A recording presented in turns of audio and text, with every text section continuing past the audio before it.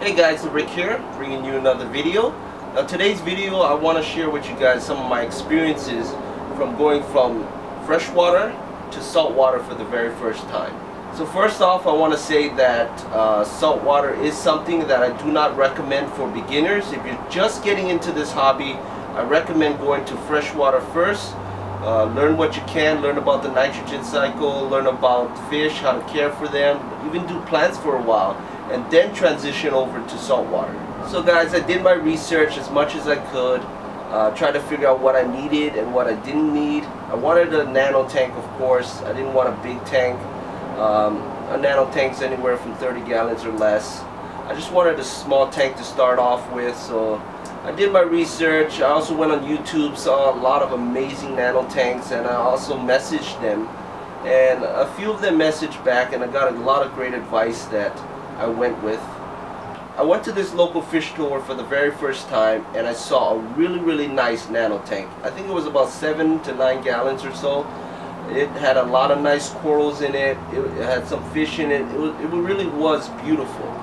So after staring at it for like 20 minutes or so like an idiot, I looked at the equipment that they had. Basically all I found was a power head, a circulation pump, a light, and a really small internal filter, one of those really small ones, and that was it. So I had a chance to talk to the guy who was running that tank. He told me it was running for about 2 years now and is doing very well. I asked him if he needed a sump or a protein skimmer. What I got from that whole conversation was, you don't absolutely need it for such a small tank. As long as you check your water often and you do your water changes. He does his water changes about 40% or so a week. I mean, that's what I typically do for my freshwater tank, so it wasn't a big difference. So from all the information I got from him, I started this tank with not a lot of equipment, just hanging the back filters, circulation pump, and I just mixed my own water. It really wasn't as expensive as I thought to start, but as I go along I might add more equipment, but as for right now I don't need them as much as I thought I would. So after that I got a nice light and I got some good zoanthids, and I think I found the Java fern of the saltwater world. Beautiful, easy to care for, hardy corals, and they're doing very well, so I would definitely recommend getting a decent light. They don't need that much, and get yourself some nice easy corals to grow. It's 2015. I know a lot of you guys want to try salt for the very first time.